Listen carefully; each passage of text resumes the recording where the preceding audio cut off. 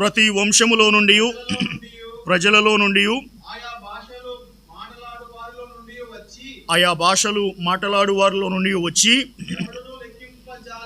ఎవడును లెక్కింపజాలని ఒక గొప్ప సమూహము కనబడెను. వారు తెల్లని వస్త్రములు ధరించుకున్న వారై ఖర్జూరపు మట్టలు చేతబట్టుకొని సింహాసనము ఎదుటను గొర్రెపిల్ల ఎదుటను నిలువబడి సింహాసనాసీనుడైన మా దేవునికిని గొర్రెపిల్లకును మా రక్షణకై స్తోత్రమని మహాశబ్దముతో ఎలుగెత్తి చెప్పిరి. చాలు. ప్రభువునందు నాకు అత్యంత ప్రియమైన దేవుని బిడలారా, మనం గడిచిన కొంతకాలంగా ప్రకటన గ్రంథం ధ్యానం చేస్తూ ఉండగా 7వ అధ్యాయంలో మనం చెప్పిన పాఠం ఏంటంటే 7 సంవత్సరాల మహాశ్రమల కాలం ఉంటుంది. ద గ్రేట్ ట్రిబులేషన్ పీరియడ్ అంటారు. అప్పటికి సంఘమేమో మధ్యాకాశంలోనికి ఎత్తబడుతుంది. The rapture of the church. సంఘం మధ్యాకాశంలోనికి ఎత్తబడుతుంది. భూమి మీద విడవబడిన ప్రజలు ఉంటారు, విడవబడిన వారు. ప్రభు ఏం చెప్పాడు? 2 తిరగలు విసురుచూ ఉండగా ఒకళ్ళేమో ఎత్తబడతారు, ఒకళ్ళేమో విడవబడతారు. తరువాత పొలములో 2 ఉంటే ఒకరు ఎత్తబడతారు, ఒకరు విడవబడతారు. మంచం మీద 2 వండుకొని ఉంటే ఒకళ్ళు ఎత్తబడతారు, ఒకళ్ళు విడవబడతారు. విడవబడిన వారి గురించి మాట్లాడుతున్నాం. ఎత్తబడిన వారేమో సంఘము, వారు మధ్యాకాశంలో ప్రభు అయిన యేసుక్రీస్తు వారితో ఉన్నారు. ఇకపోతే విడవబడిన వారు ఆ 7 ఏండ్ల శ్రమల కాలంలో దేవుని ఉగ్రతను రుచి చూస్తూ, అయ్యో మనం దేవునికి వ్యతిరేకంగా నడుచుకున్నామే అని వారి మనస్సాక్షి వారిని గద్దించినప్పుడు, లేదా 2 సాక్షులు వచ్చి దేవుని ప్రవక్తలుగా పరిచర్య చేసినప్పుడు, ఇశ్రాయేలీల్లో నుండి 1,44,000 మంది దేవునికి దాసులుగా ప్రభు అయిన యేసుక్రీస్తు వారిని రక్షకునిగా అంగీకరిస్తారు. వారిని గూర్చిన లిస్ట్ ఇవ్వబడింది 7వ అధ్యాయంలో 4వ వచనం నుండి 8వ వచనం వరకు కూడా.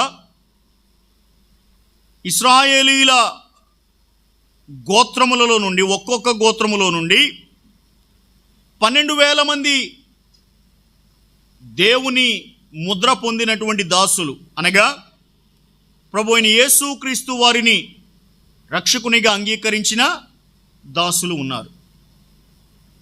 ఈ 1,44,000 మంది కూడాను తాము పొందిన రక్షణ ఆనందాన్ని, తాము రుచి చూచిన దైవికమైన సంతోషాన్ని నశించిపోతున్న వారు కూడా రుచి చూడాలి అని ఈ 1,44,000 మంది ప్రపంచమందంతటా కూడా సువార్థికులుగా బయలుదేరి వెళ్ళి, యేసే నిజమైన దేవుని కుమారుడు, యేసే క్రీస్తు, యేసే లోకరక్షకుడు అని వీరు పరిచర్య చేస్తారు, వాక్య పరిచర్య చేస్తారు, లేదా సాక్ష్య పరిచర్య చేస్తారు. వీరు చేసిన పరిచర్యను బట్టి 9వ వచనంలో లెక్కింపజాలని ఒక గొప్ప సమూహము ప్రభువుని రక్షకునిగా అంగీకరిస్తుంది. సువార్త చెప్పిన వాళ్ళేమో ఇశ్రాయేలీలు, అంగీకరించిన వారేమో అన్యజనులు. అలాగున ఇశ్రాయేలీలు 1,44,000 మంది కాగా, అన్యులు మాత్రం లెక్కించడానికి వీలు లేనంత మంది గొప్ప సమూహంగా ఏర్పడ్డారు. ఆ 1,44,000 మందిని గూర్చి ధ్యానం చేశాం. గడిచిన తరగతిలో ఈ లెక్కింపజాలని ఒక గొప్ప సమూహమునకు, ఇశ్రాయేలీల పితరుడైన అబ్రహామునకు చేయబడిన వాగ్దానం ఎటువంటి సంబంధం కలిగి ఉందో చూసాం. అయితే ఇప్పుడు 9వ వచనం 10వ వచనం మనం కాస్త జాగ్రత్తగా పరిశీలన చేస్తే, రెండు మాటలు మనం చెప్పుకోవచ్చు. రాఘవ గారు, మీకే పని పడుతుంది.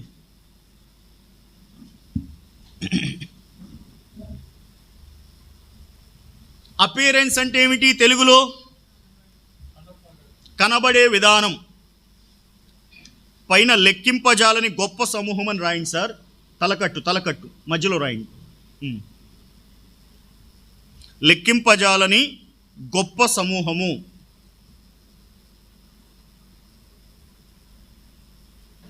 గొప్ప సమూహము.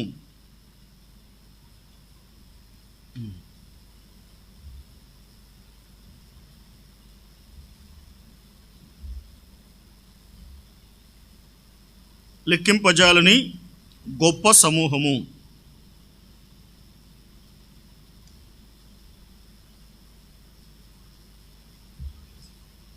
ఈ ఎడం చేతి వైపు ఒక గీత, కుడి చేతి వైపు ఒక గీత వేయండి సార్.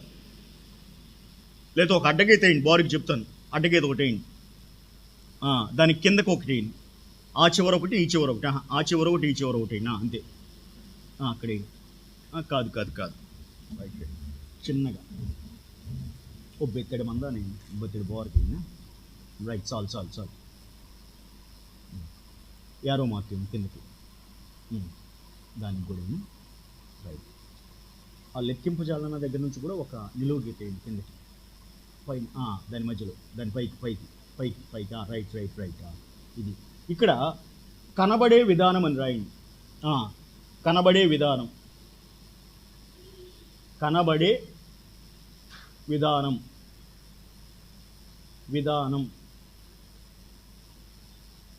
అక్కడ పాడిన పాట అని రాయండి.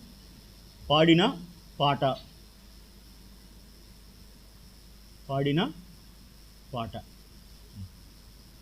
రైట్ సార్, మీరు ఇట్లాగే ఉండండి. అమ్మా రాసుకున్నారు కదా? వీరు ఎలా కనపడ్డారు? లెక్కింపజాలని గొప్ప సమూహము.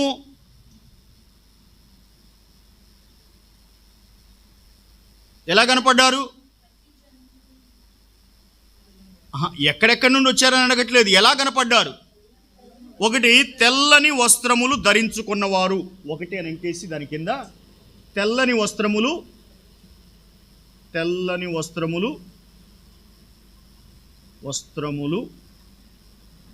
ధరించుకున్నవారు.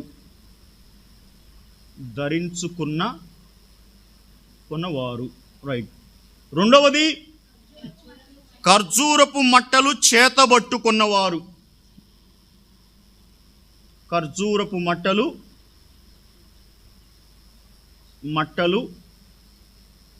చేతబట్టుకున్నవారు.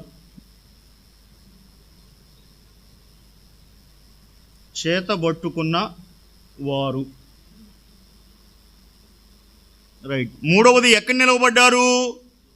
సింహాసనము ఎదుటను గొర్రెపిల్ల ఎదుటను నిలవబడిన వారు.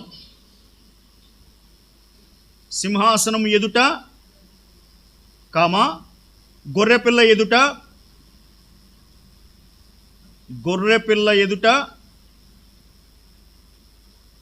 నిలవబడిన వారు.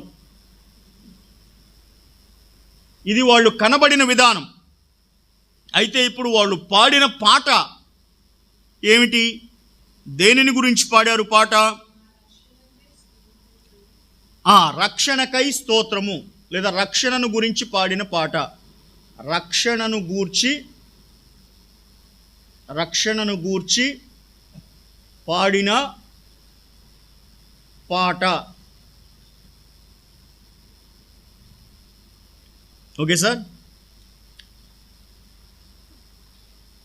దాని తర్వాత ఏం లేదులేండి. ఆ పాట ఎవరికి పాడారు?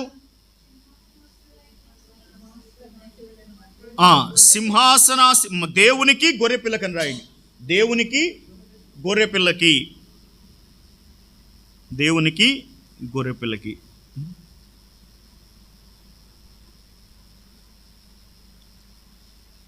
చాలు సార్, ఈరోజు దీన్నే చదువుదాం వీలైనంత వరకు. ఇంతటితో థ్యాంక్ యూ రాఘవ్ గారు. ఆ రాసింది మీకు అర్థమైందా? అందులో ఏమైనా కాంప్లికేషన్స్ ఉన్నాయా? ఏమి లేవు కదా. ప్రకటన గ్రంథం అంటేనే ఒకటి మనం అర్థం చేసుకోవాల్సిన విషయం ఏంటంటే ఎవరు ఎలా కనబడుతున్నారు, ఎవరు ఎలా కనబడుతున్నారు. ఒకటవ అధ్యాయంలో పద్మాసు ద్వీపంలో అపోస్తులుడైన యోహానుకి యేసుక్రీస్తు ప్రభువారు ఎలా కనపడ్డాడు?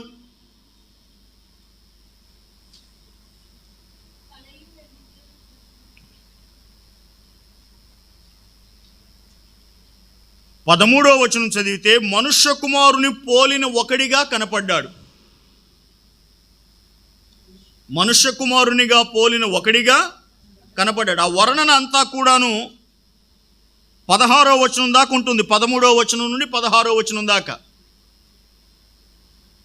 ప్రకటన గ్రంథం 1వ అధ్యాయం 13వ వచనం నుండి 16వ వచనం వరకు కూడా మహిమాస్వరూపి అయిన ప్రభు అయిన యేసుక్రీస్తు వారి యొక్క వర్ణన లేదా ఆయన కనబడిన విధానం. ఎవరికి కనపడ్డాడు? అపోస్తులుడైన యోహానుకు. నెక్స్ట్ 4వ అధ్యాయంలో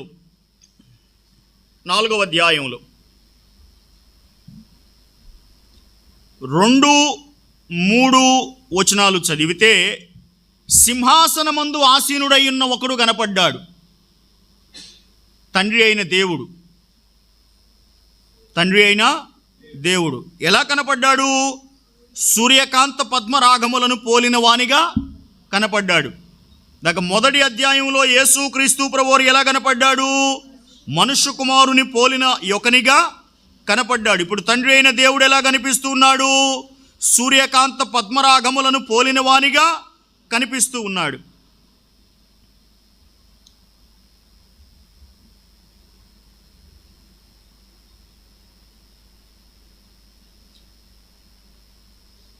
మూడు 24 పెద్దలు ఎలా కనపడుతున్నారు? 4వ అధ్యాయంలో 24 పెద్దలు ఎలా కనిపిస్తున్నారు? తెల్లని వస్త్రములు ధరించుకొని సువర్ణ కిరీటములు పెట్టుకున్న వారై కూర్చొని కనపడుతున్నారు. ఇది 24 పెద్దలు కనబడుచున్న విధానం.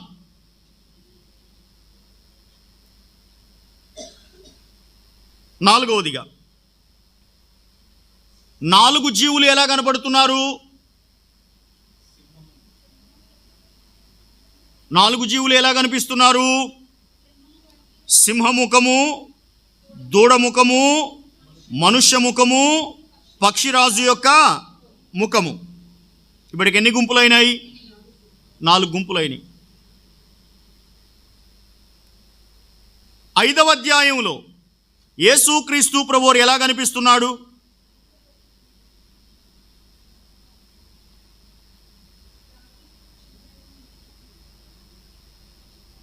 అవి ఆయనకి ఇవ్వబడిన బిరుదులమ్మ. దావీదునకు చిగురు, యూదా గోత్రపు సింహం అనేవి ఆయనకి ఇవ్వబడిన బిరుదులు. కానీ ఎలా కనిపిస్తున్నాడు? 6వ వచనం ప్రకారం వధింపబడినట్లుండిన గొర్రెపిల్ల. 1వ అధ్యాయంలో ఎలా కనపడ్డాడు యేసుక్రీస్తు ప్రభువారు? మనుష్య కుమారుని పోలిన ఒకనిగా కనపడ్డాడు. ఇప్పుడు ఎలా కనపడుతున్నాడు? 5వ అధ్యాయంలో వధింపబడినట్లుండిన గొర్రెపిల్ల.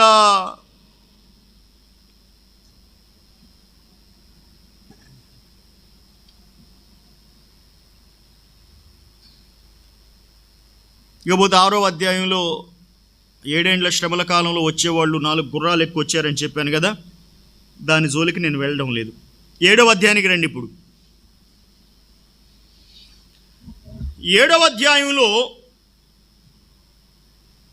9వ వచనం ప్రకారం ఒక గొప్ప సమూహము, లెక్కించడానికి వీలు లేని ఒక గొప్ప సమూహము కనబడెను. ఎలా కనపడ్డారు వాళ్ళు అని అడిగితే, ఒకటి తెల్లని వస్త్రములు ధరించుకున్నవారై. ఈ తెల్లని వస్త్రములు అంటే ఏమిటి? 13వ వచనంలో అడుగుతాడు. పెద్దలలో ఒకడు 7:13 పెద్దలలో ఒకడు తెల్లని వస్త్రములు ధరించుకొని ఉన్నా వీరు ఎవరు, ఎక్కడి నుండి వచ్చితురని నన్ను అడిగాను. అపోస్తలుడైన యోహాను 24 పెద్దలలో ఒకతను అడిగాడు. అందుకు అపోస్తలుడైన యోహాను ఏమన్నాడు? అయ్యా, నీకే తెలియననగా అతడు ఇలాగు నాతో చెప్పాను. నా ప్రశ్నకు జవాబు చెప్పండి. 24 పెద్దలు ఎవరు? 12 గోత్రాల 12 గోత్రాల ఇశ్రాయేలీల ప్రతినిధులు, 12 మంది శిష్యులైన అపోస్తలులు. యోహాను ఎవరు? 12 మంది శిష్యుల్లో ఒకడు. ఇప్పుడు యోహానుని అడిగిన వారు ఎవరై ఉంటారు?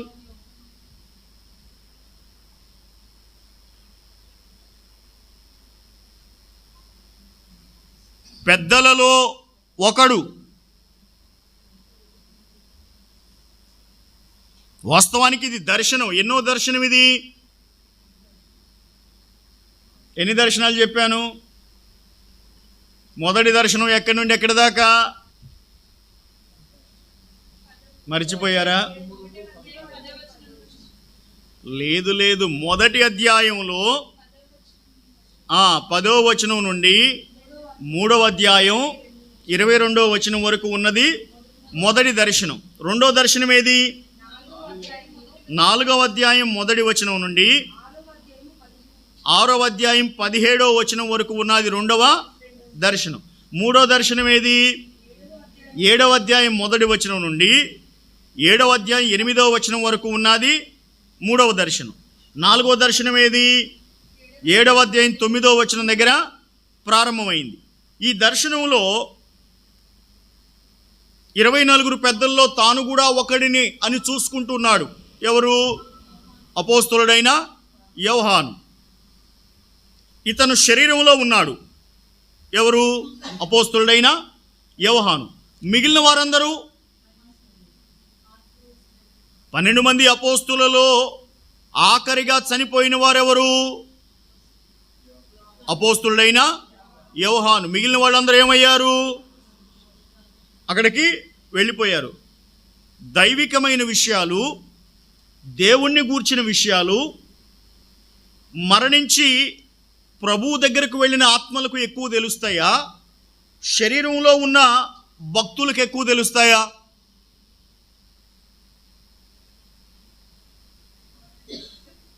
నా ప్రశ్న అర్థమైందా? మనకన్నా ముందుగా మరణించిన పరిశుద్ధుల ఆత్మలకి దేవుని సంగతులు ఎక్కువ తెలుస్తాయా, భూమి మీద ఉన్న భక్తులకు దేవుని సంగతులు ఎక్కువ తెలుస్తాయా? మరణించిన రైట్. ఏదైనా ఒక సందర్భం చెప్పండి అటువంటిది. నేను చెప్పిన స్టేట్మెంట్కి ఒక ఎగ్జాంపుల్ చెప్పండి.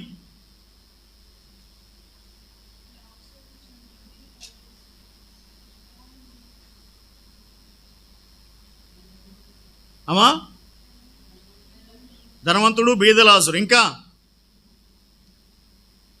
అందులో లాజర్కి ఏమన్నా తెలిసినాయి ఆ సంగతులు? మరెవరికి తెలిసినాయి?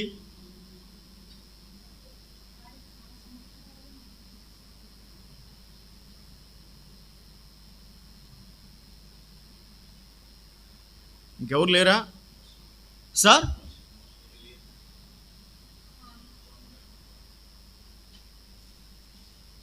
నా ప్రశ్న ఏమిటంటే, చనిపోయి పరిశుద్ధులైన వారి ఆత్మలు ప్రభు దగ్గరికి వెళ్ళాయి కదా, వాళ్ళకి దేవుణ్ణి గూర్చిన సంగతులు ఎక్కువగా తెలుస్తాయా, భూమి మీద ప్రార్థనా పరులుగా ఉన్న మనకు దేవుణ్ణి గూర్చిన సంగతులు ఎక్కువగా తెలుస్తాయా?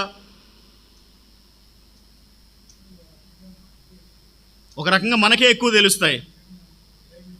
బైబిల్ ఉంది.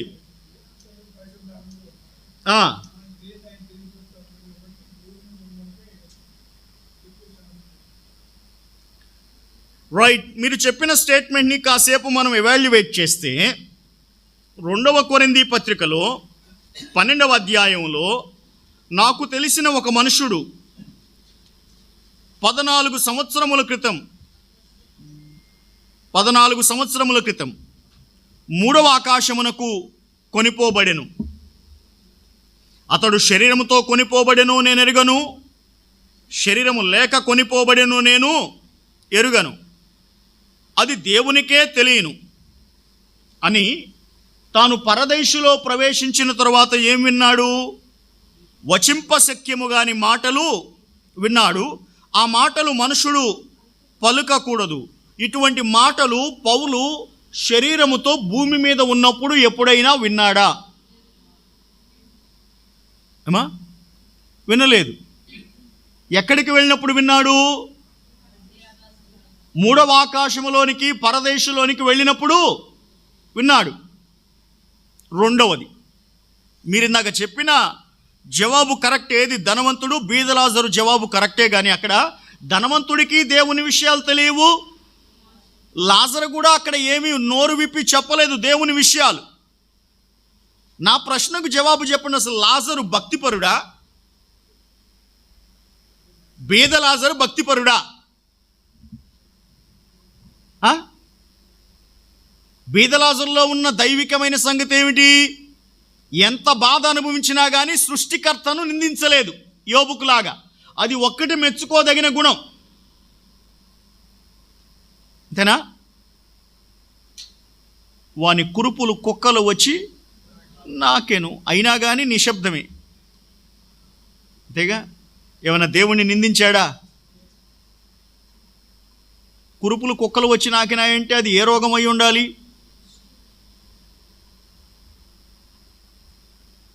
ఊరక మీ తెలివితేటలకి చిన్న పొదును పెడదామని ఆత్మీయంగా. ఏ రోగం అయి ఉండాలి? కురుపులు ఎక్కడొచ్చినాయి? ఒంటి మీద. అప్పుడు ఏ రోగం అది? చర్మరోగం అంటే సరిపోద్దిగా, అంతేనా? రైట్. యోబుకు వచ్చింది ఏ రోగం? చర్మవ్యాధేనా? చర్మరోగమేనా? రైట్. చర్మరోగం భయంకరమైనదా, తేలికపాటిదా?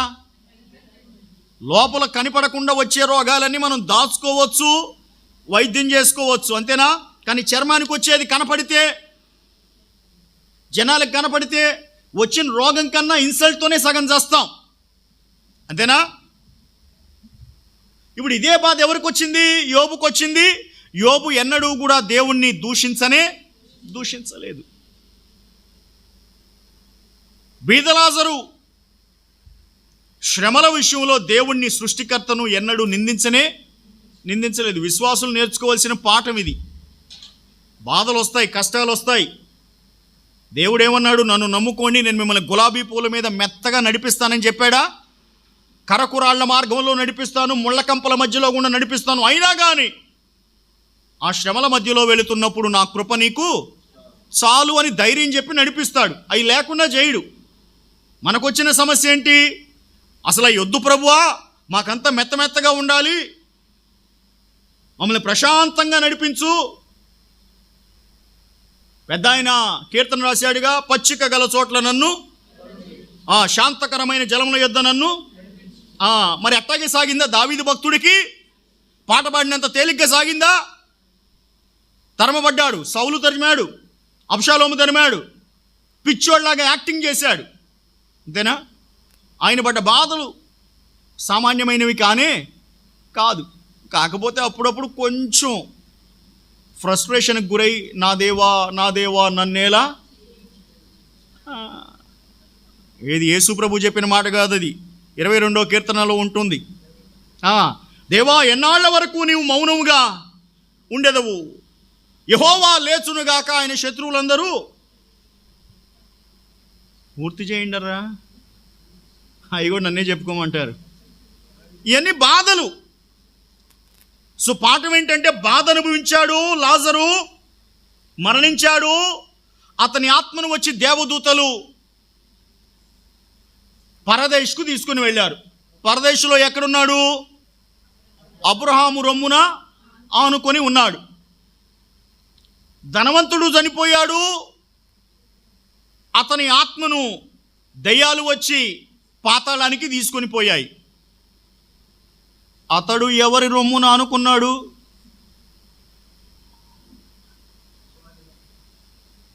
అతడికి ఆనుకోవడానికి ఆదరణే లేదే. అక్కడికి వెళ్ళి పాట పాడుకుంటాడు, ఆదరణ లేని ఈ లోకములో. ఏ లోకంలో? పాతాళ లోకంలో ఆయన పాడే పాట.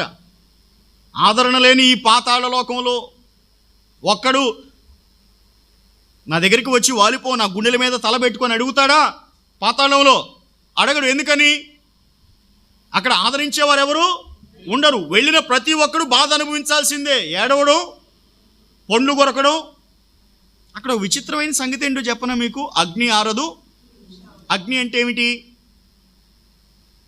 అగ్ని అంటే ఏమిటి? మంట. మంట ఉంటే ఏం రావాలి?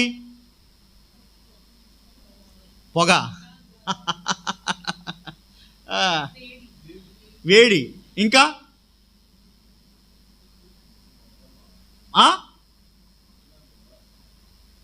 నేను అడిగేది మామూలుగా అసలు మంట ఉంటే ఏం రావాలి? వేడి, సెగ కాదక్క, ఇంకేమి రాదా? బాధ. నేను అది మనకి తగిలిందని చెప్పట్లేదు. అసలు అక్కడ అగ్ని ఉంది, మంట ఉంది. మంట ఉంటే ఏమొచ్చింది? వెలుతురు. మంట ఉంటే ఏమి రావాలి? అగ్ని ఆరదు అంటే అక్కడ ఏముండాలి? వెలుతురు ఉండాలి. పాతాళంలో వెలుతురుందా? మరి అగ్ని ఉంది కానీ వెలుతురు లేదు, ఏమిటి? వెలుపటి చీకటి అన్నాడా? ఒక విచిత్రమైన లోకం పాతాళ లోకం. అగ్ని ఉంటుంది, వెలుతురు ఉండదు. మండుతా ఉంటుంది, ఓదార్పు ఉండదు. దప్పిక అవుతుంది, దాహం తీర్చే మార్గమేమీ ఉండదు అక్కడ ముందు. అసలు ఏం కోరుకున్నాడు చూడండి. ఈ వేలంట నీళ్ళల్లో ముంచి అందులో నుంచి ఒక్క చుక్క చాలు. ఆయన పాట పాడినట్టు ఒక్క మాట చాలు ప్రభు అన్నట్టు, ఒక్క చుక్క చాలు ప్రభు అంటాడు. అంతేగా? ధనవంతుడికి ఏమీ తెలియదు, బాధ అనుభవిస్తుంది తప్ప పాతాళంలోకి పోయాక. లాజరుకి ఏమీ తెలియదు, అబ్రహాము రొమ్మును ఆనుకొని ప్రశాంతంగా ఉండడం తప్ప. మరి ఎవరికి తెలిసింది? ఆ కథలో మూడో మనిషి ఉన్నాడు.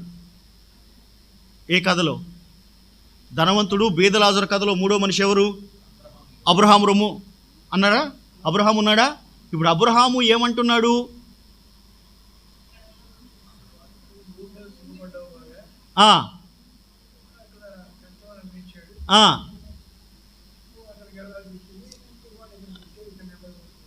ఇక అంతటితో అయిపోయిందా? ఇంకో స్టేట్మెంట్ ఉంది అక్కడ. అగాధం ఒకటి ఉంది. ఏముంది? దేనికి? పరదేశికి పాతాళానికి మధ్యలో ఏముంది? అగాధం అంటే ఏమిటి?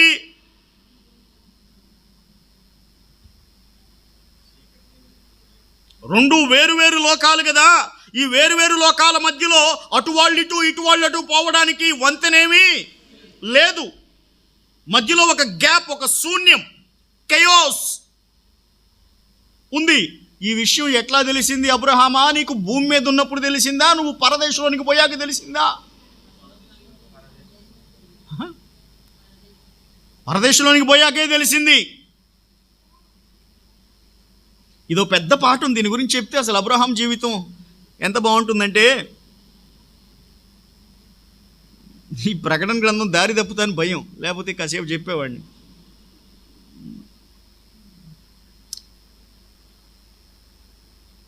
ఏముందిలే ప్రభు, ఎంత చేసుకున్నా కానీ నా పెద్ద పాలేరే కదా నాకు వారసుడు అన్నాడు ఒకసారి. అన్నాడా? రైట్. ఒకసారి చూడనివ్వండి ఆ మాట. అది చెప్పకుండా ముందుకు సాగలేను. ఎన్నవ అధ్యాయం?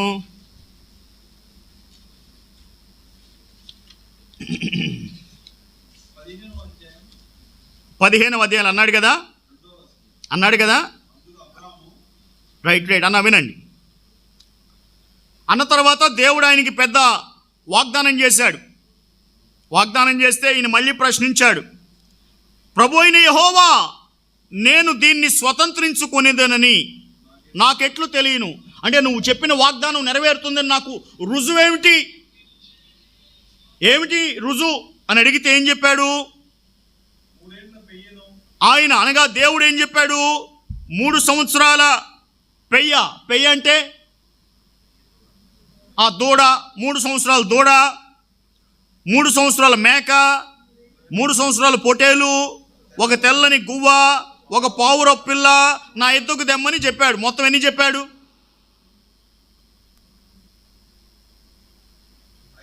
5.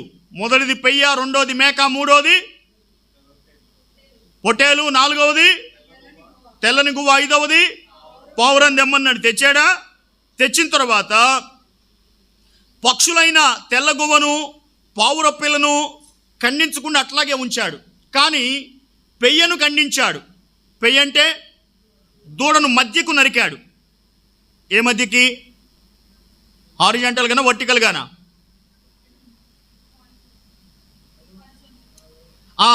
నడుం మీద పడుకోబెట్టి నడుం మీద నరికాడు. నరికితే ఎన్ని ముక్కలైంది? 2 ముక్కలైంది. మేకను నరికాడు. మేకను కూడా అట్లాగే నడుం మీద నరికాడు. అదేన్ని ముక్కలైంది? 2. పొట్టేలను కూడా అట్లాగే నరికాడు. అదేన్ని ముక్కలైంది? 2. ఇదిగో ఎడం వైపున ఇక్కడ ఒక ముక్క పెట్టాడు, కుడి వైపున ఇక్కడ ఒక ముక్క పెట్టాడు. దూడని 2 ముక్కలు ఎదురెదురుగా పెట్టాడు. తర్వాత మేకని 2 ముక్కలు ఎదురెదురుగా పెట్టాడు. తర్వాత పొట్టేల్ని 2 ముక్కలు ఎదురెదురుగా పెట్టాడా? ఈ రెండింటికి మధ్యలో ఏముంది? గ్యాప్ ఉందా? రైట్. ఇప్పుడు వాక్యం చదవండి. ఆ గ్యాప్ ఉంటే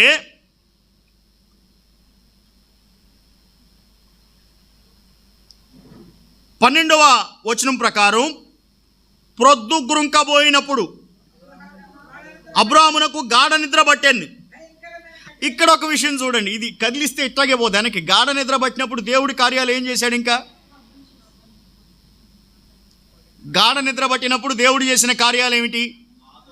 ఆదాముకు గాఢ నిద్ర కలుగజేసి పక్కటెముకలలో నుండి ఒక దానిని తీసి స్త్రీని నిర్మించెను. ఇప్పుడు మళ్ళీ అబ్రహాముకి ఏం కలుగజేశాడు దేవుడు? గాఢ నిద్ర కలిగినప్పుడు దేవుడు ఆ గాఢ నిద్రలో 13వ వచనంలో మళ్ళీ వాగ్దానం చేశాడు. 14వ వచనంలో కూడా మరలా వాగ్దానం చేశాడు. 15వ వచనంలో కూడా వాగ్దానం చేశాడు. 16వ వచనంలో కూడా వాగ్దానం చేశాడు. వరుసగా 13 నుండి 16 దాకా వాగ్దానాలే. అంతేనా? వాగ్దానాలు అయిన తర్వాత 17వ వచనంలో రాజుచూ ఉన్న పొయ్యి చీకటి పడినప్పుడు ఏం కనపడింది? రాజుచున్న పొయ్యి అంటే ఏమిటి? రగులుతున్న పొయ్యి. పొయ్యి నడిచిపోయిందంటక్క. చూడండి, అక్కడ పొయ్యి నడవడం ఏనాడైనా చూసారా? పొయ్యి అగ్నిజ్వాల కనబడి ఆ ఖండముల మధ్య నడిచిపోయాను. ఏమిటది? పొయ్యి నడవడం ఏంటి? అగ్నిజ్వాల నడవడం ఏంటి? అది కూడా దేని మధ్యలో నడిచింది? ఈ కళేబరముల మధ్యలో, ఖండముల మధ్యలో, వధింపబడిన జంతువుల మధ్యలో నడిచిపోయినటువంటి రాజుచూ ఉన్న పొయ్యి, అగ్నిజ్వాల రెండూ కూడా దేవునికి సాదృశ్యంగా ఉన్నాయి. అసలు గట్టిగా మాట్లాడితే దేవుడే నడిచిపోయాడు. వాగ్దానానికి నడిచిపోవడానికి మధ్య సంబంధం ఏంటి?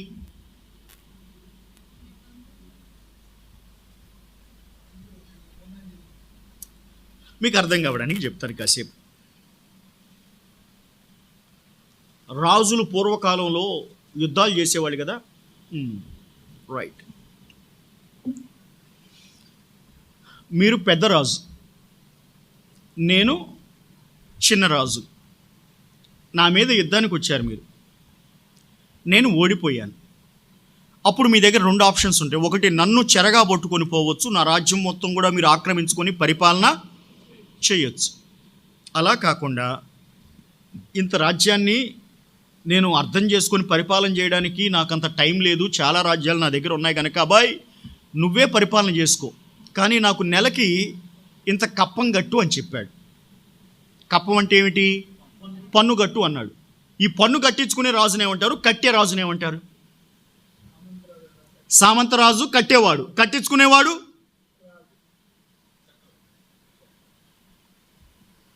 కట్టేవాడెవడు? కట్టించుకునేవాడెవడు? కట్టించుకునేవాడు సామంతరాజు. Okay, agreed with you.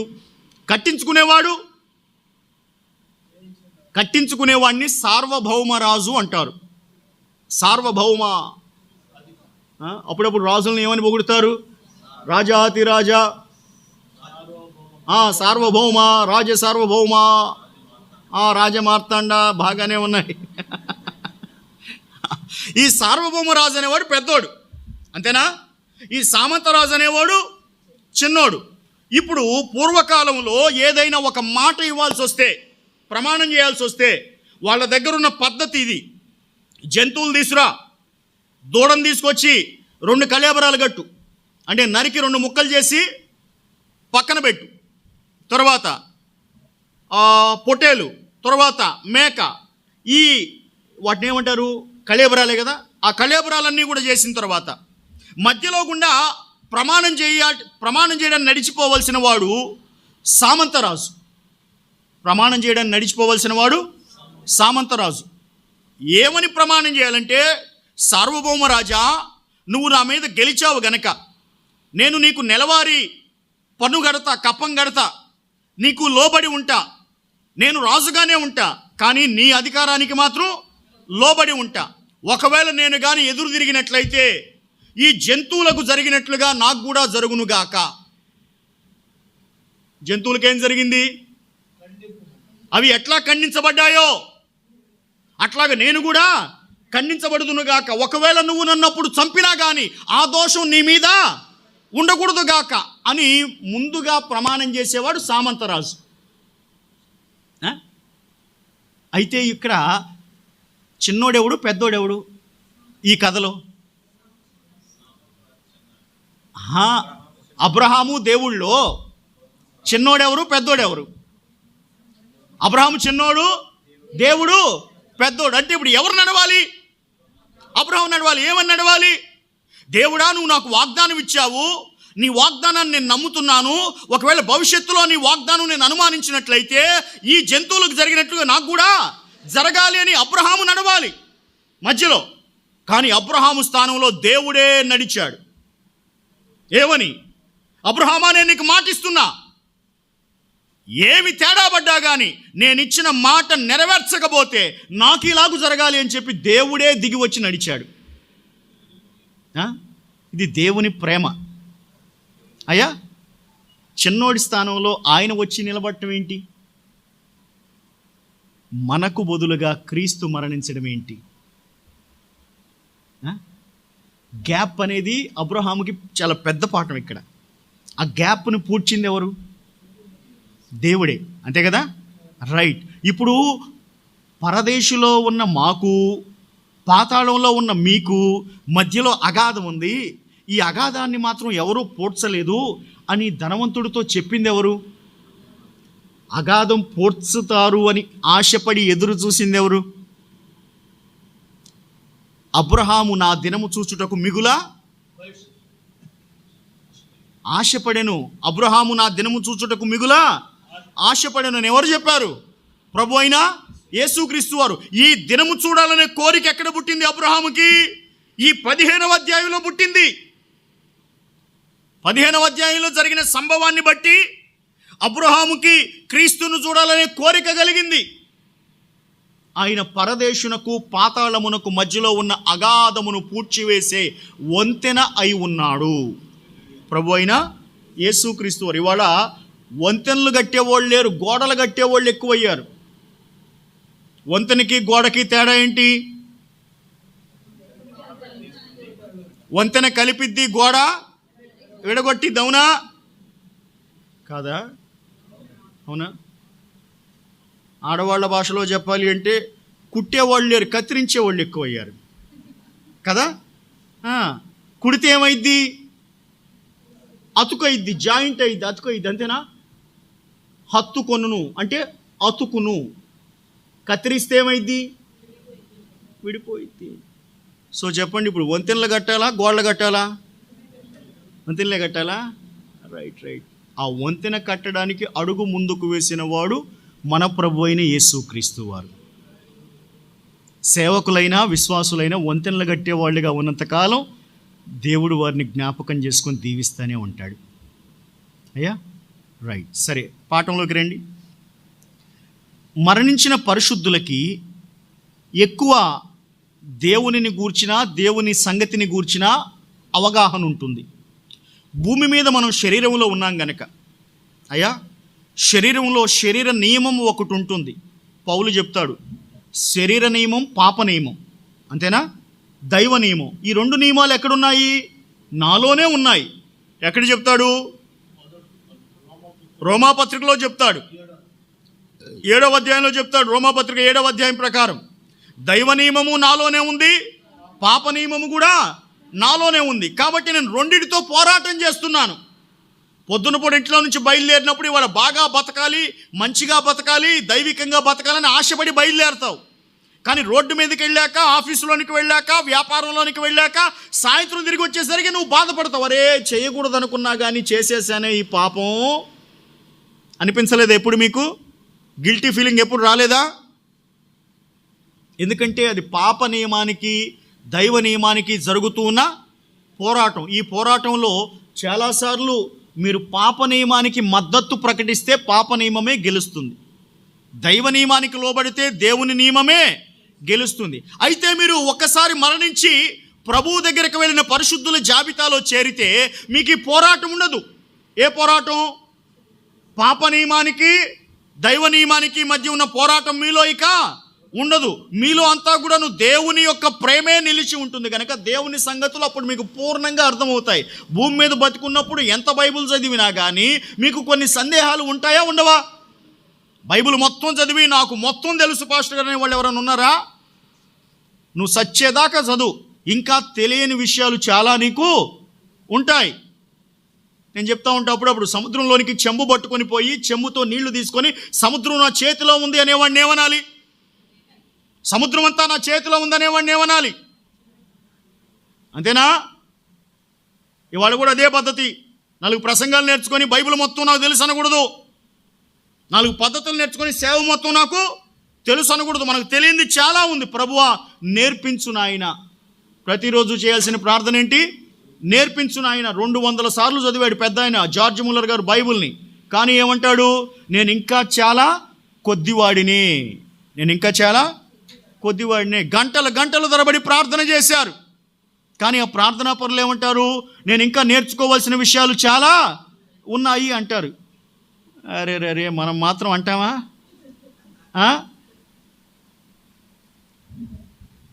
ఎవరినన్నా చచ్చిపోయిన వాళ్ళ కుటుంబ సభ్యులను ఓదార్చడానికి వెళ్తాం కదా, అవునా? ఏమని ఓదారుతాం పోయినప్పుడు? చచ్చిపోయిన వాడిని చూస్తానికి పోతారు అంతేగా, చూసి ఒక దండ ఎత్తారు, బొకే ఎత్తారు అంతేనా? కుటుంబ సభ్యులను ఓదార్చాలి. ఏమని ఓదారుస్తారు? ఏడవబాక. ఇంకా అందరం ఒకరోజు పోవాల్సిందే, అన్నయ్య 2 రోజులు ముందు పోయాడు అంతే. ఇంకా సరే, ఇంట్లో వాళ్ళని ఓదార్చారు. బయటకు వచ్చి అక్కడ పెత్తనం చేసే హడావుడి చేసే పెద్ద మనుషులు ఉంటారే, వాళ్ళని ఏమని అడగాలి? చచ్చిపోయిన దగ్గర ప్రోటోకాల్ ఏమైనా ఐడియా ఉందా? లేదు. వాళ్ళని ఏమని అడగాలి? సరే ఇంట్లో వాళ్ళని ఓదార్చారు, మీరు మంచి వాళ్ళు, ఒప్పుకుంటాను నేను. పెద్ద మనుషులు అక్కడ పనులు చేస్తూ ఉంటారు కదా, ఏం పనులు చేస్తారు?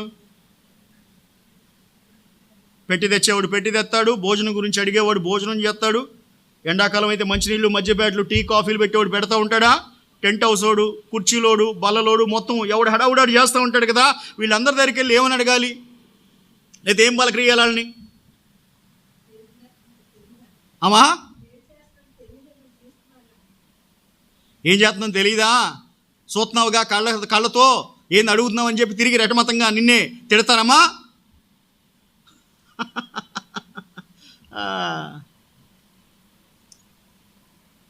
సర్లే అయితే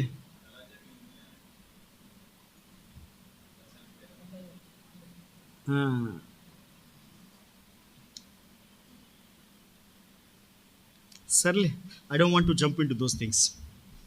చాలా టైం అయిపోయింది. ఎన్ని గంటల వరకు ఉండగలరు మీరు? ఆలస్యంగా కాదు, కొంత ఏమంటారు యాబ్సెంట్ అయ్యారు కనుక ఇవాళ నా ఇష్టం వచ్చినా చెప్పుకోనా? మధ్యలో ఎంతమంది లేచి వెళ్తారో చూస్తానా? వెళ్ళరా? ఆ మాట మీద ఉండండి. నేను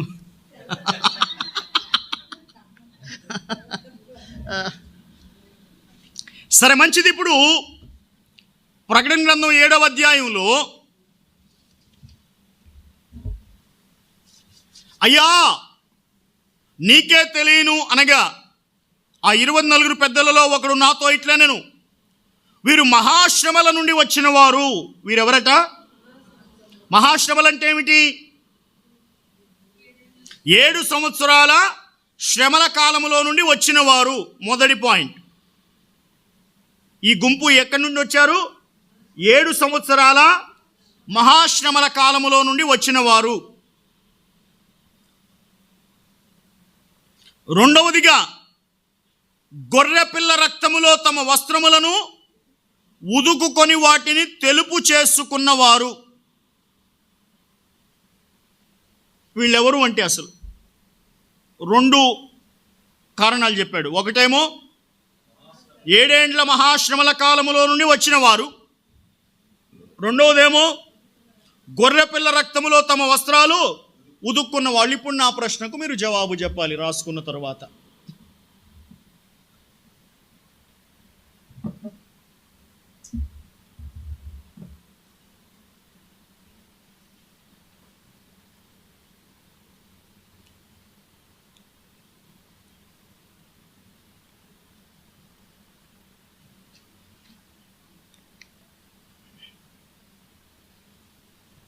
బట్టలు ఉతకాల్సిన అవసరం ఎప్పుడు వచ్చింది అమ్మా? మాసిపోయినప్పుడా? బట్టలు ఎప్పుడు ఉతుకుతాం? పోనీ అసలు ఇంకోలాగా అడుగుతాను. ఈ ప్రశ్నకి జవాబు చెప్పిన తర్వాత అడుగుతాను. బట్టలు ఎప్పుడు ఉతుకుతాం? ఉదయమా? ఉదయం, మధ్యాహ్నం, సాయంత్రం అని కాదని అడిగింది. కొన్న బట్టలు ఉతుకుతామా? కట్టుకున్న బట్టలు ఉతుకుతామా? కట్టుకున్న బట్టలు ఎందుకు ఉతుకుతాం? కట్టుకున్న బట్టలకు ఏమైంది? మురికైంది. రైట్. ఇప్పుడు వీళ్ళు ఏం చేశారంటే ఆ బట్టలు ఉతికారు అంటే వీళ్ళకి ఏమైంది? మురికైంది కదా. రైట్. అసలు బైబిల్లో మొట్టమొదటిగా బట్టల గురించిన ప్రస్తావన ఎక్కడుంది?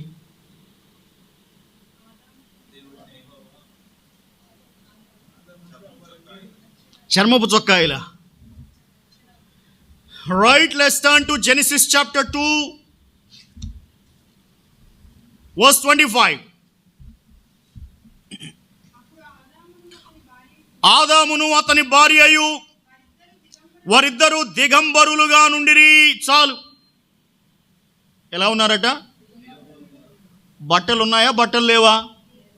బట్టలు లేవు.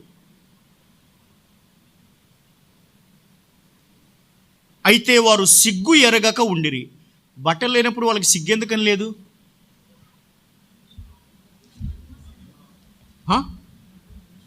ఏమిటది? చెప్పండమ్మా. 104వ కీర్తన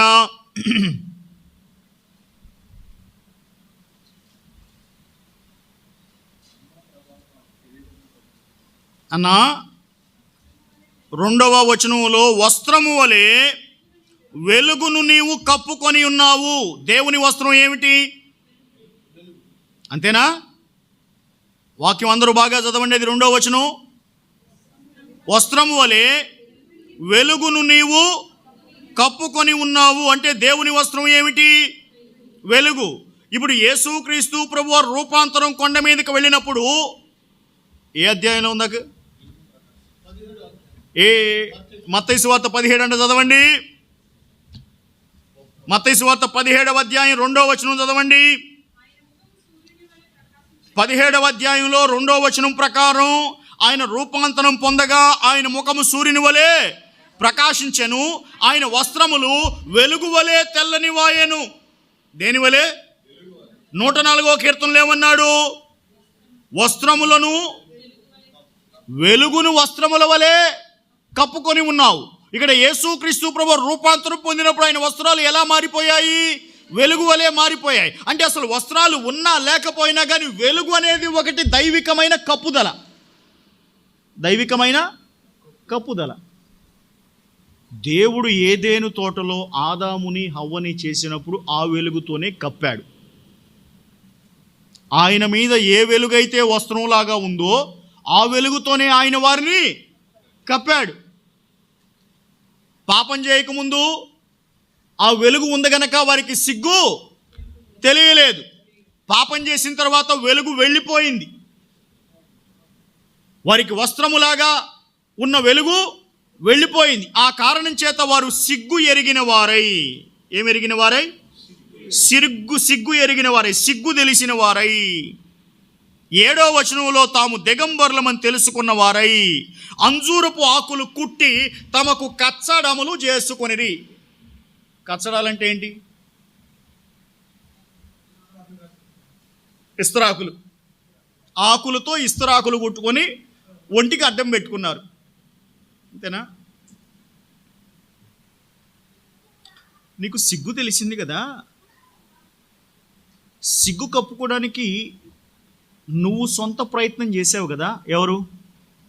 ఆదాము హవ్వ ఇద్దరు మాట్లాడుకున్నారు. అప్పటి నుంచి పాపం చేసేటప్పుడు అసలు ఇద్దరు ఎంత అండర్స్టాండింగ్లో ఉంటారో తెలుసా? ప్రార్థన చేసేటప్పుడు అంత అండర్స్టాండింగ్ ఉండదు, అవునా? భార్యాభర్తలకి పాపం చేసేటప్పుడు కానీ, పాపం చేసిన తర్వాత దాన్ని కప్పిపుచ్చుకోవడానికి కానీ అసలు వాళ్ళ ప్లానింగ్ భలే బాగుంటుంది. ఎవరున్నారు అట్లా ప్లాన్ చేసిన వాళ్ళు బైబిల్లో? అననీయ సపీరాలు బాగున్నారు. ఇంకా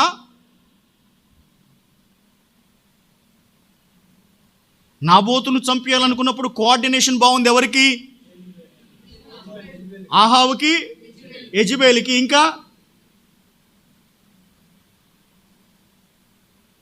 పాపం చేసే విషయంలో మంచిగా కలిసిపోయి పాపం చేసిన వాళ్ళు ఎవరు? ఒక మాట మీదకి వచ్చి భార్యాభర్తలు. ఏమో ఆయన్ని మోటివేట్ చేసిందా, ఆయన ఏమైనా మోటివేట్ చేశాడా? కాదు, కలిసి చేసింది. అమ్మా అయిపోయింది. అననీయ సపీరా అయిపోయింది. ఆదాము హవ్వలు అయిపోయారు. బాప్తిస్మమిచ్చు యోహాను తలగొట్టించిన దంపతులు ఎవరు? హేరోదు, హేరోదియా. ఇద్దరు ఒక మాట మీదకి వస్తారు. తప్పు చేయాల్సి వచ్చినప్పుడు, పాపం చేయాల్సి వచ్చినప్పుడు, చేసిన పాపాన్ని కప్పిపుచ్చుకోవాల్సి వచ్చినప్పుడు. ప్రార్థన చేయడానికి కలిసి వచ్చిన భక్తి కలిగిన విశ్వాసులు ఎవరు బైబిల్లో?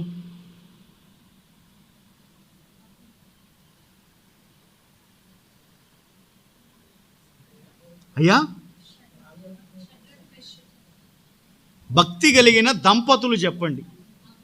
Aquila, Priscilla. Right, agreed with you. ఇంకా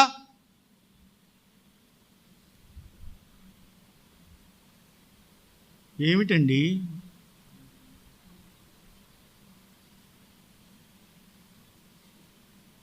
లేరా? ఉన్నారా? చెప్పరా?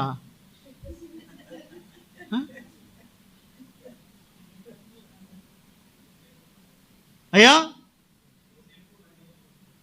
యోసేపు మరియా. రైట్. వాళ్ళకన్నా ముందు ఇంకొకళ్ళు ఉన్నారు. రైట్. మీకు కొంచెం వేయాలి, స్టార్టింగ్ ప్రాబ్లం అనుకుంటా. అయ్యా వదిలే, ఎల్ఈడి బల్బులు అవ్వండి ఇప్పుడు. భక్తి కలిగిన వాళ్ళు ఉన్నారు, భక్తిగా బ్రతికిన వాళ్ళు ఉన్నారు. వాళ్ళు భక్తిగా ఉండటానికి ఏకీభవించిన వాళ్ళు.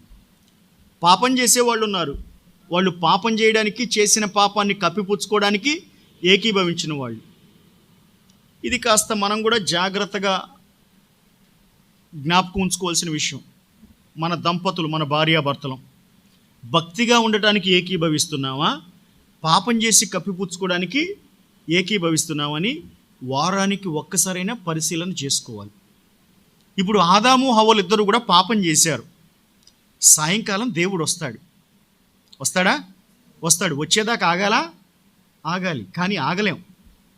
తొందరపాటుతనం. పాపం చేశాక ఆ పాపం కప్పిపుచ్చుకోవడానికి మనం ఒక సొంత తెలివితేటలు ఉపయోగించి ఏం చేశారు? అంజూరపు ఆకులు తెచ్చుకొని వాటితో విస్తరాకుల్లాగా కుట్టుకొని ఆకులు ఒంటికి అడ్డం పెట్టుకున్నారు. అప్పుడు దేవుడు వచ్చాడు. మీకు ఈ పాట వచ్చా?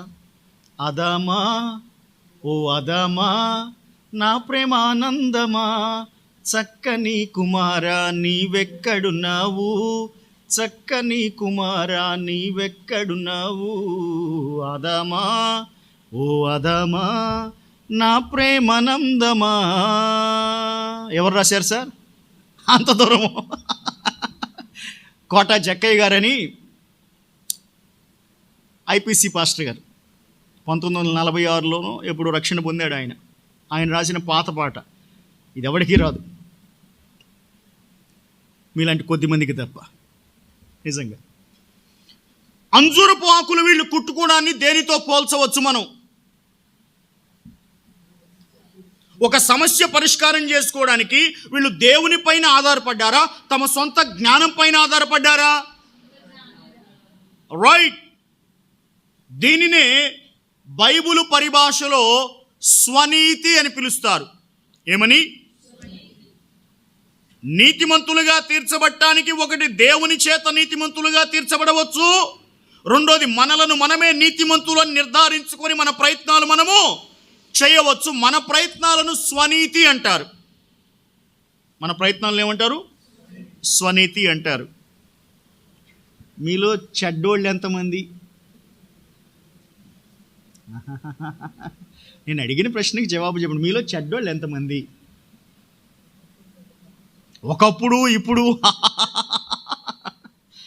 10 మంది ఉన్నప్పుడు ప్రశ్న అడిగామనుకోండి, మంది మీద మిరియాలు చల్లినట్టుగా అందరం చెడ్డోళ్ళమే పాస్టర్ గారు అంటారు.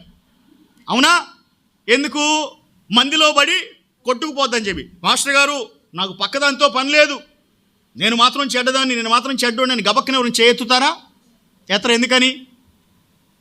మనం మంచోళ్ళు, మనం ఫీలింగ్ మనకి కాదా?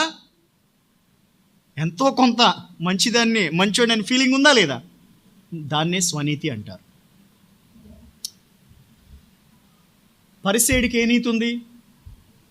సుంకరి పరిసేడు వెళ్ళారు కదా, స్వనీతే కదా. ఎట్ట కనపడింది? ఉపవాసం ఉంటున్నాను, దశంభాగాలు ఇస్తున్నాను, మందిరానికి వస్తున్నాను. చక్కగా విశ్వాసుల స్వనీతికి, ఆయన నీతికి, ఆయన ఏమంటారు క్యారెక్టర్కి సరిపోయిందా లేదా? సరిపోయింది కదా. ఇప్పుడు ప్రశ్న అడుగుతాను, సుంకర్ ఏడ్చాడా ఏడవలేదా? ఏడ్చాడా? ఇప్పుడు పాస్టర్లు కానీ విశ్వాసులు కానీ ఏడుస్తున్నారా ఏడవట్లేదా? ఏడుస్తున్నారు. యూట్యూబ్లో కనపడేదంతా ఏడిపేగా. ఎవరు బాగా ఏడిస్తే వాళ్ళ మొహం క్లోజప్ పెడతాడా? పాస్టర్ గారు ఏడ్చినా కానీ బాగా క్లోజప్ పెడతాడా? ఈయన ఏడుస్తూ ఉంటే ఓ బ్యాక్గ్రౌండ్ మ్యూజిక్ ఉండాలి, ఒక మంచి వెనకాల ఏంటిది సెట్టింగ్ ఉండాలి. అవునా? ఈ సెట్టింగు, లైటింగు, మ్యూజిక్ లేకుండా ఏడుస్తాడా? హలో, ఏడవడు కదా. సుంకరికి ఏ సెట్టింగ్ ఉంది? సుంకరికి ఏ మ్యూజిక్ ఉంది? సుంకరికి ఏ లైటింగ్ ఉంది?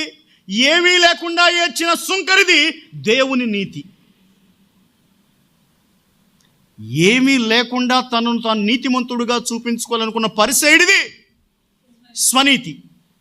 64వ అధ్యాయం తీయండి. ఏ గ్రంథం?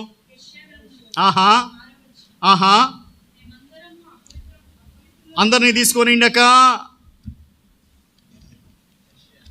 యెషయా గ్రంథం 64వ అధ్యాయం 6వ వచనం చదవండి. మేమందరము అపవిత్రుల వంటి వారమైతిమి, మా నీతి క్రియలన్నీ మురికి గుడ్డల వలె ఆయను. మా స్వనీతి దేనితో పోల్చబడింది? ఇప్పుడు ఉతుక్కోవాల్సిన అవసరం ఏమొచ్చింది? గొర్రెపిల్ల రక్తంలో ఉతుక్కున్నారన్నాడే, అసలు ఉతుక్కోవడానికి కారణం ఏంటి? మురికి గుడ్డలు. ఏమిటా మురికి గుడ్డలు? స్వనీతి అనేటువంటి ఒక మురికి పట్టింది మనకి. కింద ఆ మాట చూడండి, మేమందరం ఆకు వలె వాడిపోతుంది. ఏదేం తోటలో కట్టుకుంది ఏమిటి? ఆకులే కదా. రైట్. మీరు తర్వాత జకరియా గ్రంథంలోకి రండి.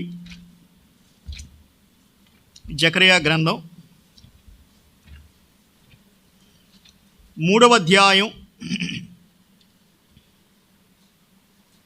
3వ అధ్యాయంలో ప్రధాన యాజకుడని యెహోషువ ఉన్నాడు. యెహోషువకు కుడి పక్కన సాతాను ఉన్నాడు. అయ్యా, యెహోవా దూత కూడా ఎడం పక్కన యెహోషువకు ఉన్నాడు. 3వ వచనం చదవండి. యెహోషువ మలిన వస్త్రములు ధరించిన వాడై. ఏ వస్త్రాలయ్యి?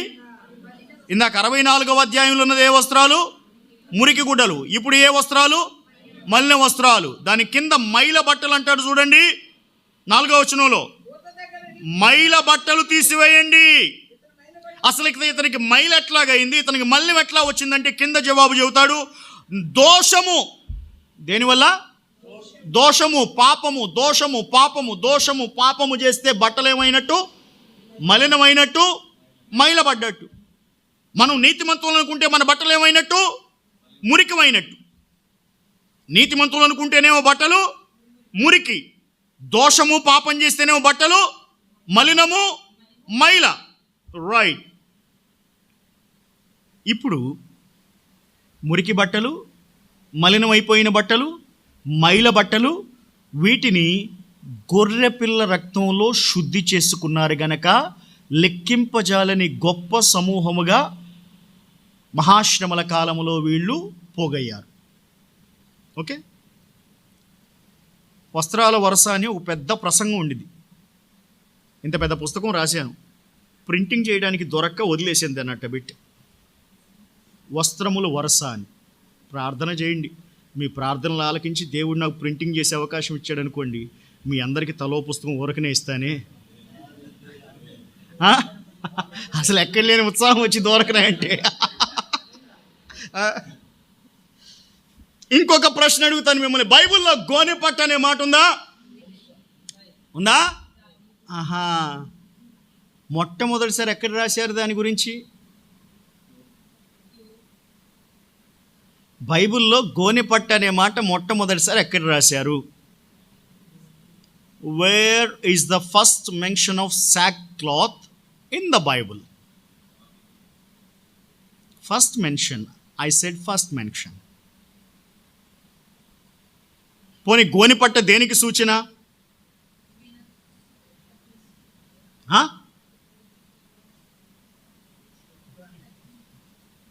రైట్ సార్, మీరు మంచిగా చెప్పారు. కానీ నా ప్రశ్నకు జవాబు చెప్పండి. మొదటిసారి ఎక్కడ రాశారు దాన్ని?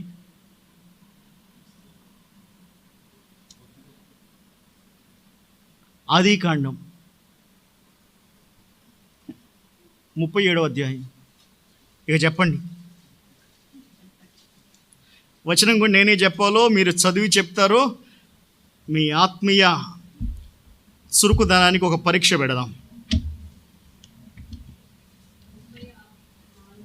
అక్క చదవండి. 34 అంట, 37, 34 ఆదికాండం. యాకోబు తన బట్టలు చింపుకొని తన నడుమున గోనెపట్ట కట్టుకొని అనేక దినములు తన కుమారుడైన యోసేపు నిమిత్తమై అంగలార్చుచుండగా.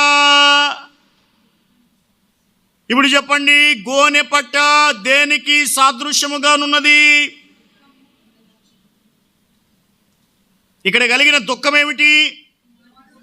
ఏ కుమారుడు చనిపోయాడు? తనకి ఇష్టమైన కుమారుడు ఎవరు? ఎందుకు ఇష్టమైన వాడు? తాను ప్రేమించిన రాహేలునకు పుట్టిన ప్రథమ సంతానం లేక లేక లేక పుట్టాడంతేనా? ఆ యోసేపు చనిపోయాడు అని సమాచారం తప్పుగా తీసుకొచ్చారు. అది నిజమని నమ్మిన యాకోబు ముందు బట్టలు చింపుకున్నాడు. అది చెప్పండి. ఒంటి మీద వేసుకున్న బట్టలు చింపుకొని అప్పుడు తన నడుమున గోనెపట్టా కట్టుకొని స్నానం చేయకుండా చాలా రోజుల పాటు తన కుమారుడి నిమిత్తమై ఏడుస్తూ ఉన్నాడు. హృదయములో దుఃఖమునకు సూచన. గోనెపట్ట హృదయములో దుఃఖమునకు సూచన. మానవుడి బట్టలు మురికయ్యే ఇంకొక సన్నివేశం దుఃఖం. మానవుడు హృదయంలో దుఃఖం ఉంటే బట్టలు ఏమవుతాయి? మురికి అవుతాయి. మీరు 30వ కీర్తన చదివి దీనికి అనుబంధంగా ఉన్న రిఫరెన్స్ ఏమన్నా చెప్తారా నాకు?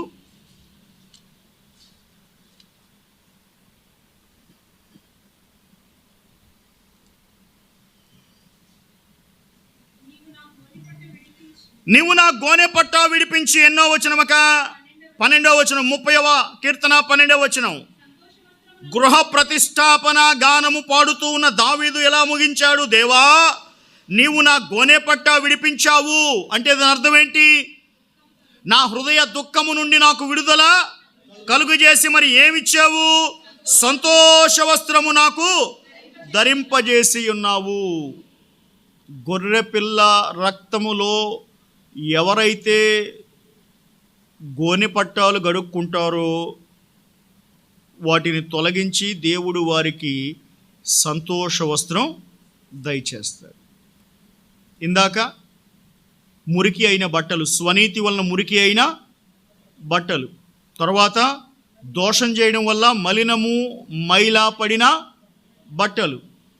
ఇప్పుడు హృదయంలో దుఃఖం వలన కలిగిన గోనెపట్ట. ఇవన్నీ యేసు రక్తంలో కడగబడితే స్థితి మారిపోతుంది. అండ్ ఇంకొక మాట చెప్తాను నేను. ప్రేత వస్త్రములు అనే మాట ఎక్కడుంది బైబిల్లో? ప్రేత వస్త్రములు. లాజరు, యోహాను సువార్త 11వ అధ్యాయం వచనం చెప్పండి అమ్మా.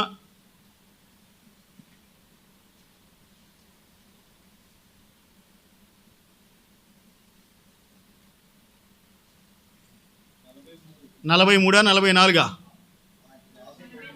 44 ఏముంది? చనిపోయిన వాడు కాళ్ళు చేతులు ప్రేత వస్త్రములు గట్టబడిన వాడై. రైట్. ప్రేత వస్త్రాలు అంటే ఏమిటి? యోహాను సువార్తలో ప్రభు యేసు క్రీస్తు వారు మరణించిన తరువాత ఆయనకి ఏ బట్టలు కట్టారు? ఎన్నో అధ్యాయం అది? యోహాను సువార్త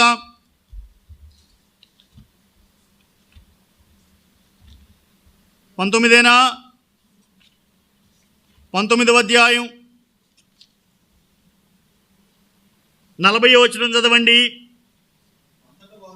అంతటా వారు యేసు దేహమును ఎత్తుకొని వచ్చి యూదులు పాతిపెట్టు మర్యాద చొప్పున సుగంధ ద్రవ్యములు ఆ దేహమునకు పూసి నార బట్టలు చుట్టి. ఏ బట్టలు? ప్రేత వస్త్రములు అంటే ఏమిటి? ఇప్పుడు సుగంధ ద్రవ్యములు పూయబడిన శరీరమునకు కట్టబడిన నార బట్టలు. నార బట్టలు దేనికి సాదృశ్యం? ఇప్పుడు ప్రేత వస్త్రములు మరణమునకు సాదృశ్యం. దేనికమ్మా? మరణమునకు సాదృశ్యం. 20వ అధ్యాయం యోహాను సువార్తలో 5వ వచనంలో వంగి నారబట్టలు పడి ఉండుట చూచెను. నారబట్టల లోపల దేహం ఏమైంది? నారబట్టల లోపల ఉన్న దేహం ఏమైంది? పునరుద్ధానుడిగా తిరిగి లేచాడు గనుక దేహం లేదు, కానీ ఏమున్నాయి? నారబట్టలు ఉన్నాయి. మరలా తిరిగి 7వ వచనం చదివితే నారబట్టలు పడి ఉండుటయు ఆయన తల రుమాలు నారబట్టల యొద్ద ఉండక వేరుగా ఒక చోట చుట్టి పెట్టి ఉండుటయు చూచెను. ఇదో పెద్ద ప్రసంగం. 7వ వచనం. నారబట్టల దగ్గరే తల రుమాలు కూడా ఉండాలిగా, రెండు వేరువేరుగా ఎందుకున్నాయి? ఇదో పెద్ద ప్రసంగం. ఇప్పుడు ప్రేత వస్త్రాలు అంటే ఏమిటి? మరణపు వస్త్రాలు. యేసు క్రీస్తు ప్రభువు మరణాన్ని జయించాడు అనడానికి సూచన. వస్త్రాలైతే ఉన్నాయి, దేహం మాత్రం లేదు. ఇప్పుడు చెప్పండి వరుసగా నేను చెప్పిన 3 వస్త్రాలు ఏమిటి? 1 స్వనీతి, మురికి బట్టలు. దోషము, మలిన వస్త్రాలు. హృదయ దుఃఖము, గోనెపట్ట. మరణము, ప్రేత వస్త్రాలు. ఇవన్నీ కూడాను ఉతుక్కోవలసిన అవసరం ఉన్న మానవ స్వభావము అనే వస్త్రాలు. మళ్ళీ చెప్పండి వరుసగా. స్వనీతి అనే మురికి వస్త్రం, దోషమనే మలిన వస్త్రం, దుఃఖమనే గోనెపట్ట, మరణమనే ప్రేత వస్త్రం.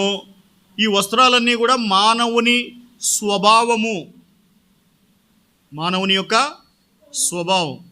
వారు ఏం చేశారు? ఈ స్వభావాలతో ఉన్నవారు 7 ఏండ్ల మహాశ్రమల కాలంలో 7వ అధ్యాయంలో 14వ వచనంలో మహాశ్రమల విషయంలో, మహాశ్రమల నుండి వారు ఆ మహాశ్రమలు అనుభవిస్తున్నప్పుడు వారికి తెలిసి వచ్చింది, అయ్యా మేము స్వనీతి కలిగిన వాళ్ళం కనుకనే విడవబడ్డాం, మేము దోషం చేశాం కనుకనే విడవబడ్డాం. విడవబడిన తర్వాత మేము దుఃఖంతో హృదయం నిండిపోయింది. మేము విడవబడిన స్థితిలో ఉంటే మాకు మరణమే శరణమవుతుంది, మరణమే గతి అవుతుంది. మరి ఏం చేయాలి? మా వస్త్రాలు తీసుకొచ్చి యేసు రక్తంలో ఉతుక్కుంటాం. ఏ రక్తంలో? గొర్రెపిల్ల రక్తంలో ఉతుక్కుంటాం. రక్తం ఏ రంగులో ఉంటుంది? తెల్ల బట్టలు తీసుకొచ్చి ఏమంటారు, ఎరుపు రంగులో ఉన్న రక్తంలో ముంచితే ఆ బట్టల రంగు ఏం కావాలి? ఏం కావాలి? ఎరిపే కావాలిగా. మరి ఏమైనాయి? ఎట్టా తెల్లగా అయినాయి?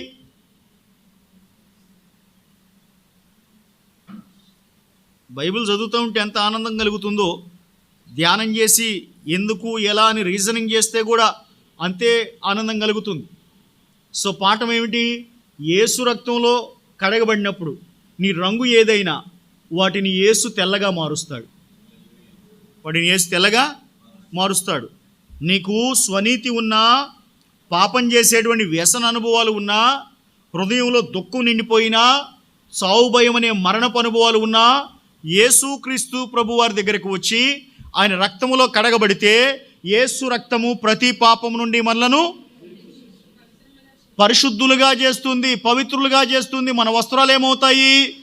తెల్ల వస్త్రాలు అవుతాయి. ఆ తెల్ల వస్త్రాలు కలిగిన వారు దేవుని సింహాసనము ఎదుట, గొర్రెపిల్ల ఎదుట నిలవబడి ఎలుగెత్తి పాట పాడే కృపను కలిగి ఉంటారు.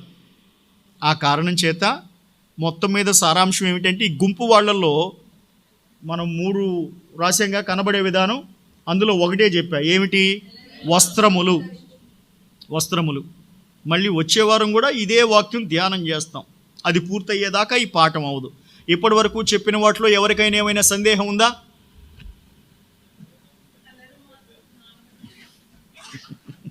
అమ్మా, అది నా ప్రసంగం కాదు. ఇప్పుడు ఎప్పుడన్నా యోహాను సువార్త మీద మాట్లాడుతున్నప్పుడు మనం చెప్తాను. అన్నీ ఒకేసారి కావాలని కోరుకోబాకండి. కుమారుడా, తేనె దొరికిన ఎడల అధికముగా తాగబాకు. ఎందుకని? చెప్పేవాడు దొరికాడు కదని చెప్పి అధికంగా పెండబాకండి. ఇంకా సందేహాలు ఏమి లేవు కదా అయ్యా?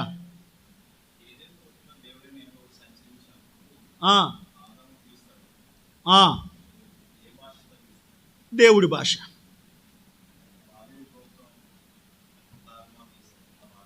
అస్సలు మనం దాని గురించి మాట్లాడకూడదు. ఎందుకంటే పూర్వకాలంలో దేవుడు ఆదాముతో ఏ భాష మాట్లాడాడో మనకి తెలియదు. ఆదాము హవ్వతో ఏ భాష మాట్లాడాడో మనకి తెలియదు. మరి ఇక్కడ ఎట్లా రాశారు ఏ భాష మాట్లాడారో తెలియదు అంటే, సీనాయి కొండ మీదకి దేవుడు పిలిచి హెబ్రీ భాషలో మోషేకు చెప్పాడు. అందువల్ల మోషే ఈ హెబ్రీ భాషలో ఈ పాఠం అంతా రాశాడు. మనం పరలోకం వెళ్ళిన తర్వాత, ప్రభువా ఏదేని తోటలో ఏ భాష మాట్లాడామని అడుగుదాం. నిజమమ్మా, కొన్ని చెప్పలేం, మనం నిజంగా చెప్పలేం. దేవుడి భాష అంటే సరిపోయే, దాని మీద కూడా సాటిస్ఫాక్షన్ ఉండదు కొంతమందికి.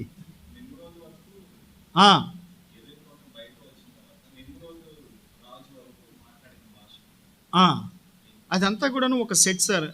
దాన్ని పురాతన భాష అంటారు కొంతమంది. ఫిలాలజీ అనే ఒక కోర్సు ఉంటుంది. ఫిలాలజీ అంటే భాషా శాస్త్రము. అసలు మనిషి నోటి మాటలతో మాట్లాడక మునుపు సైగలతో మాట్లాడేవాడు. అంతేనా సార్? నోటి మాటలు లేని మానవ జాతి యొక్క కాలము కొంత నడిచింది. సైగలు కూడా చేసుకోక ముందు మనిషి గురుతులు రాసుకునేవాడు. వేటి మీద?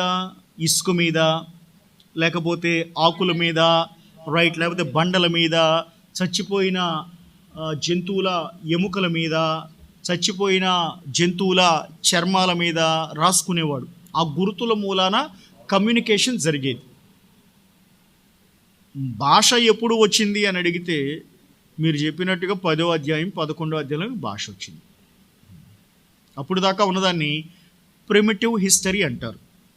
Primitive history is from Genesis chapter 1 to 11, and the history of Israel is from Genesis 12 to Malachi last chapter, and the history of Jesus Christ is 4 Gospels, and the history of the church is from Acts of the Apostles to the Epistle of Jude, and what is that called? Revelation ఏమంటారు sir? ప్రత్యక్షత కాదు sir, దాన్ని ఏదో అంటారు, ఏదో ఉంటుంది. భవిష్యత్తు జ్ఞానానికి సంబంధించిన ఒక మాట ఇంగ్లీష్లో ఉంటుంది. Four knowledge, something like that. అది ఆఖరిగా ప్రకటన గ్రంథం. సో ఈ డివిజన్ అంతా అర్థమైతేనే మనం కొంచెం ఏ అంశాన్నైనా జాగ్రత్తగా లెక్క కట్టుకోవచ్చు. అయితే ఇవన్నీ 3 ఏళ్ళు 5 ఏళ్ళు 9 ఏళ్ళు బైబిల్ కాలేజీలో ఉండి చదివే వాళ్ళకి చెబుతారు. కానీ మీ అదృష్టం